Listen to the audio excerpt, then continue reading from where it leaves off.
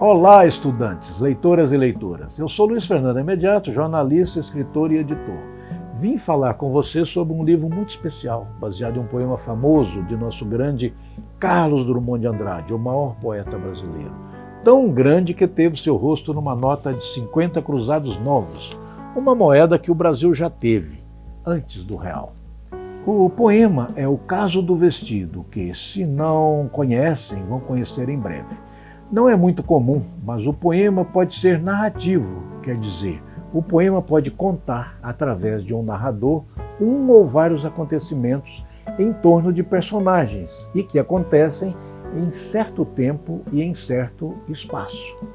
Agora imaginem, um poema é a base desse livro, o romance O Vestido.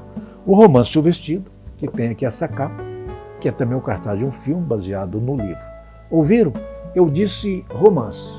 Mas por que romance? Se folhearem o livro, como faço agora, vão ver logo que ele não poderia ser uma novela, um livro de contos, nem de crônicas, nem um livro de poemas. O gênero poesia vai ser descartado de primeira. Vejam, não há versos. Eis um livro com versos. A escrita é contínua, sem parágrafos.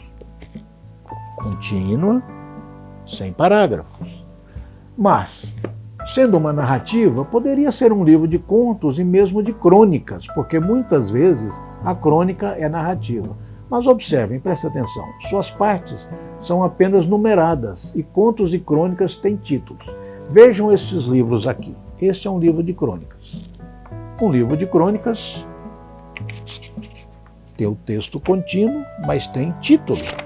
Por outro lado, o livro do qual estamos tratando tem uma narrativa muito longa, com quase 200 páginas, o que aproxima do romance, e não da novela, que em geral é mais curta. Quando vocês lerem o romance, vão ver que ele tem muitos núcleos de interesse, tem muitas personagens, tem muitos acontecimentos em vários ambientes, embora haja um espaço mais definido, de onde a história é contada, por uma narradora de sua casa. Essas características também distanciam essa narrativa da novela, que tem sempre uma redução de todos esses elementos. Mas vamos aos acontecimentos. Inicialmente temos a mãe, que conversa com as filhas sobre um vestido que há muito tempo está pendurado num prego, à vista de todos da casa. As meninas, que mais à frente vamos saber que são duas, Ritinha e Fátima, já não aguentam mais de curiosidade para saber que segredo esconde este vestido vermelho.